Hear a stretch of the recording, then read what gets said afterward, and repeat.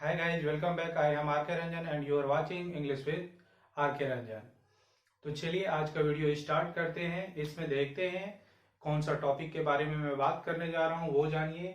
आज का जो टॉपिक है ये टॉपिक का नाम है प्रेजेंट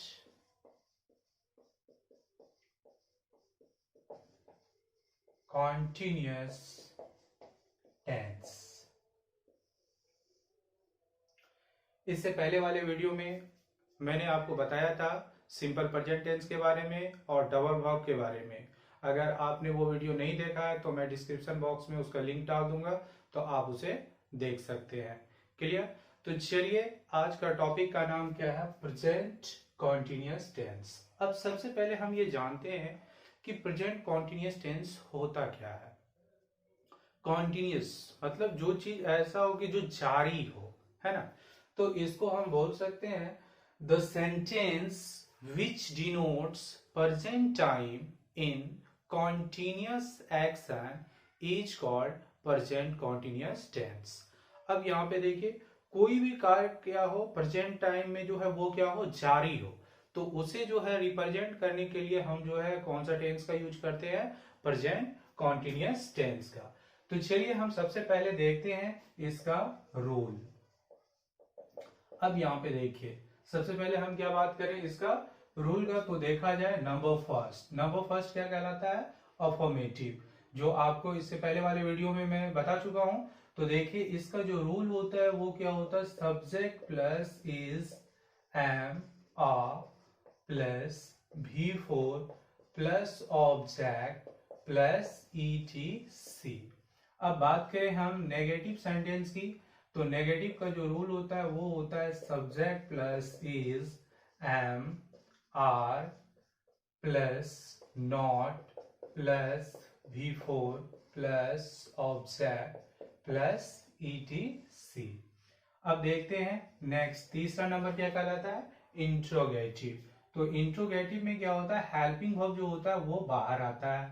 तो is am are plus subject plus V four plus object plus E T C. अब बात करें नंबर फोर की, तो number four that means interrogative plus negative. तो इसका स्ट्रक्चर होता है is am are plus subject plus not plus V four plus object plus E T C. Number five that means W H question. तो इसका rule क्या होता है, W H question plus is am are plus subject plus V four plus object plus E T C. And last rule that means interrogative W H question plus negative. तो W H question plus is am are plus subject plus not plus V four plus object plus E T C. अब यहां पे समझिए, जैसे मैंने आपको बताया था क्या, इस चीज को ध्यान में रखें कि जो तीसरा नंबर होता है दैट मीन्स इंट्रोगेटिव के पहले अगर डब्ल्यू एच क्वेश्चन लगा दें तो ये जो है क्या हो जाता है, डब्ल्यू एच क्वेश्चन बन जाता है। और इंट्रोगेटिव प्लस नेगेटिव के पहले अगर डब्ल्यू एच क्वेश्चन लगा दें तो ये क्या हो जाता है, W H question plus negative. Clear? अब यहाँ पे हम देखते हैं इसके बारे में जानते हैं। तो यहाँ पे मैंने रूल क्या देखा, जैसे आप लोगों को पहले भी बताया था एक सेंटेंस को हम कितने फॉर्म में कन्वर्ट कर सकते हैं, 6 फॉर्म में। जो क्या होता है, affirmative, negative, interrogative, interrogative plus negative, W H question और W H question plus negative.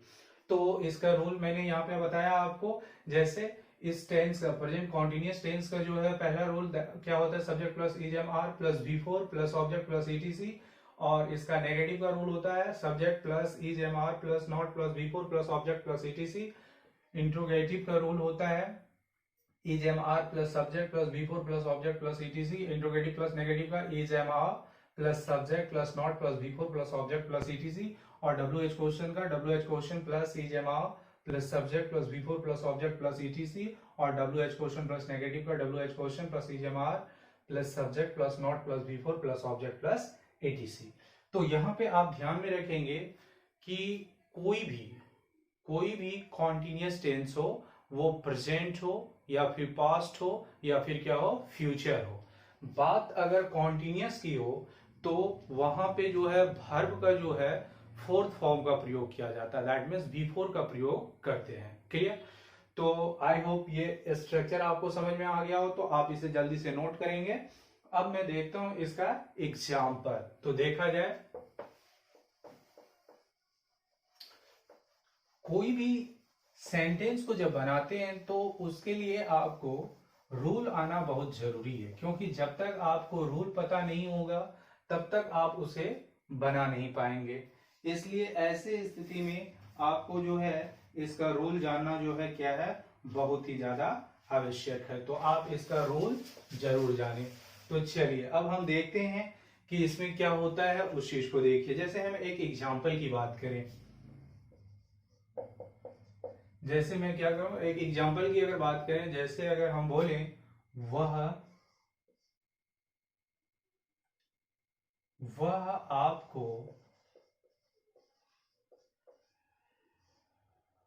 आपको डांट रहा है। अब देखा जाए मैंने क्या बात किया, इस चीज को गौर से देखिए। मैंने आपको बताया क्या कि वह आपको डांट रहा है, वह आपको डांट रहा है। अब यहां पे देखिए, अब कार्य जो है, क्या काम कौन सा हो रहा है, डांटना। तो ये क्या है, जारी है। ये कार्य क्या है, जारी है। तो ऐसे स्थिति में अब यहां पे देखिए, सबसे पहले सब्जेक्ट क्या है, ही, तो क्या करेंगे, ही। उसके बाद इज एम आ, और जैसे मैंने आपको बताया था कि ही के साथ क्या लगता है, इज का प्रयोग, ही इज। अब क्या कह रहा है, V4, तो डांटना का होता है स्कॉल्ड, तो ING ऐड कर देंगे इसमें, तो क्या हो जाएगा, स्कॉल्डिंग। किसे डांट रहा, आपको, तो क्या हो जाएगा, यू। अब इसे अगर हम 6 फॉर्म में, जैसे हिंदी क्या है, वो आपको डांट रहा है, तो इसका 6 फॉर्म क्या होगा हिंदी में, पहले वो चीज समझ लें। वो आपको डांट रहा, वो आपको नहीं डांट रहा, क्या वो आपको डांट रहा है, क्या वो आपको नहीं डांट रहा है, वो आपको क्यों डांट रहा है, वो आपको क्यों नहीं डांट रहा है। ये जो है एक पैटर्न होता है। और WH क्वेश्चंस में क्यों के बदले कब भी कर सकते हैं, कैसे भी कर सकते हैं, कौन भी कर सकते हैं, उसमें जो है आप WH क्वेश्चन वर्ड को जो है क्या कर सकते हैं, चेंज कर सकते हैं। ये जो है बेसिक जो है पैटर्न होता है किसी एक सेंटेंस को 6 फॉर्म में कन्वर्ट करने का। तो चलिए हम इसको 6 फॉर्म में कन्वर्ट करते हैं। अब अगर नेगेटिव की बात करें तो क्या हो जाएगा, he is not scolding you, he is not scolding you. अब अगर हम इंट्रोगेटिव की बात करें तो हेल्पिंग वर्ब क्या आएगा, वाह, is he scolding, is he scolding you, और यहाँ पे क्या लगेगा, नॉट ऑफ इंट्रोगेशन। अब बात करें हम WH को, सॉरी, इंट्रोगेटिव प्लस नेगेटिव, तो उसमें क्या होगा, नॉट लगेगा, तो इसका क्या हो जाएगा, is he not scolding you, is he not scolding you. अब जैसे WH क्वेश्चंस में अगर मान के चलिए हम क्यों लगाते हैं तो क्या हो जाएगा, वाई। तो आपको करना क्या है, यहाँ पे गौर से देखिए, इंट्रोगेटिव के पहले अगर वाई लगाएंगे तो WH क्वेश्चन बन जाएगा, और इंट्रोगेटिव प्लस नेगेटिव के पहले अगर वाई लगा देंगे तो वो क्या हो जाएगा, WH क्वेश्चन प्लस नेगेटिव। तो चलिए देखते हैं, जैसे इस सेंटेंस को अगर हम बोले तो इसमें क्या हो जाएगा, why, why is he scolding you, why is he scolding you, clear. अब यहां पे हम बात करते हैं next, that means WH question plus negative, why is he not scolding you। अब यहां पे इसको समझिए अच्छी तरह से, इस कॉन्सेप्ट को समझिए। यहां पे देखे, जैसे सबसे पहले वह आपको डांट रहा है तो ही इज स्कॉल्डिंग यू, वह आपको नहीं डांट रहा है तो क्या हो जाएगा, he is not scolding you. क्या वह आपको डांट रहा है तो इज ही स्कॉल्डिंग यू, क्या वह आपको नहीं डांट रहा है, is he not scolding you. वह आपको क्यों डांट रहा है, why is he scolding you, वह आपको क्यों नहीं डांट रहा है, why is he not scolding you, clear. अब यहां पे देखिए, ये जो पैटर्न है, इस पे जो है आप कोई भी एक सेंटेंस को आप 6 फॉर्म में क्या कर सकते हैं, कन्वर्ट कर सकते हैं। तो चलिए हम देखते हैं कुछ सेंटेंसेस को। उसका हम प्रैक्टिस करते हैं। जैसे अगर हम बात करें, मैं आपको पढ़ा रहा हूं, या गौर से समझेंगे, मैं आपको पढ़ा रहा हूं, तो ये काम क्या है, अभी जारी है। तो जब कोई भी कार्य वर्तमान समय में, दैट मीन्स प्रेजेंट टाइम में, अगर वो क्या हो, कंटिन्यू हो, दैट मीन्स जारी हो, तो उसे हम किस में बनाएंगे, टेंस में, दैट मीन्स प्रेजेंट कॉन्टिन्यूअस में। तो मैं आपको पढ़ा रहा हूं तो आई एम टीचिंग यू। अब जैसे मान के चलिए अगर हम बोले कि आप मेरे वीडियो देख रहे हैं, you are watching my video. अब मान के चलिए अगर मैं बोलूं कि मैं आपका बात सुन रहा हूं, I am listening to you, वह एक गीत गा रही है, she is singing a song. अब बोले अगर कि मैं आपको नहीं डांट रहा हूं, I am not scolding you, क्या वह आपको डांट रही है, इज सी स्कॉल्डिंग यू, क्या आप उसे धोखा दे रहे हैं, आर यू चीटिंग हिम, क्या वह आपका पीछा कर रही है, तो इज सी चेजिंग यू, क्या वे लोग मेरा इंतजार कर रहे हैं, are they waiting for me, क्या आप उन लोगों को पीट रहे हैं, आर यू बीटिंग देम, वह आपको क्यों गाली दे रहा है, why is he abusing you. आप मुझे, अब देखिए, अब जैसे इससे पहले वाले वीडियो में मैंने आपको डबल वर्ब भी बताया था, अब जैसे इसमें हम डबल वर्ब को ऐड करते हैं। जैसे सपोज करें मैं एक सेंटेंस ले रहा हूं कि वह आपको समझने का कोशिश कर रही है, तो यहां पे देखिए वह आपको समझने का कोशिश कर रही है, तो इसमें डबल वर्ब है, एक क्या कोशिश करना और एक क्या है समझना। तो हम आप लोगों को क्या बताते हैं, हिंदी सेंटेंस में जो वर्ब अंत में होता है उसे टेंस के अकॉर्डिंग या फिर सब्जेक्ट के अकॉर्डिंग बदलकर उसे जो है इंग्लिश सेंटेंस में पहले और उसके बाद टू लगाकर जो हिंदी सेंटेंस में पहला वर्ब होता है उसका V1 का प्रयोग करते हैं। जैसे देखिए अगर हम बोले वह आपको समझने का कोशिश कर रही है, तो अंत में क्या है, कोशिश करना, तो she is trying to understand you, आप मुझे समझने का कोशिश क्यों नहीं कर रहे हैं, why are you not trying to understand me, आप उसे क्यों डांट रहे हैं, why are you scolding him, वह बगीचे का सिंचाई कर रहा है, वह बगीचे का सिंचाई कर रहा है, he is irrigating the garden, वह अपना लक्ष्य को हासिल करने का प्रयास कर रहा है, he is trying to get his destination goal, that means कुछ भी दे सकते हैं, डेस्टिनेशन भी गोल दे सकते हैं, गोल भी दे सकते हैं, टारगेट भी, एम भी, मतलब इन सभी का जो है क्या होता है, मंजिल। क्लियर। अब जैसे अगर हम बात करें, क्या उस चीज को समझिए, आज वर्षा हो रही है, तो गौर से देखें, आज वर्षा हो रही है, तो काम क्या हो रहा है, चालू है, तो आज वर्षा हो रही, तो ये देखिए ये मौसम को दर्शा रहा है, और इस पर मैंने एक वीडियो बना के डाल दिया है जिसमें आपको बताए थे कि अगर मौसम से रिलेटेड या टाइम से रिलेटेड अगर कोई सेंटेंस हो तो उसमें क्या होता है, एज ए सब्जेक्ट हम इट का प्रयोग करते हैं। तो आप जो है वीडियो लिस्ट अगर जो है प्ले लिस्ट में जाएंगे तो वहां आपको वीडियो मिल जाएगा, यूज ऑफ डमी इट या इंट्रोडक्टरी इट, तो उसमें आपको पता चल जाएगा कि इसमें इट का प्रयोग क्यों हुआ। तो चलिए मैं यहाँ पे बात कर रहा हूँ प्रेजेंट कॉन्टिन्यूअस की, तो यहाँ पे देखिए आज वर्षा हो रही है, तो यहाँ पे सब्जेक्ट क्या आया, इट, इट के साथ क्या लगाएंगे, is, it is raining today. अगर यही बोले कि आज रिमझिम वर्षा हो रही है, इट इज ड्रीजलिंग टूडे, रिमझिम वर्षा होने का क्या होता है, ड्रीजल। अगर यही चीज बोले आज मूसलाधार वर्षा हो रही है, it is raining cats and dogs. तो अब यहाँ पे देखिए कैट्स एंड डॉग्स का मतलब होता है मूसलाधार वर्षा।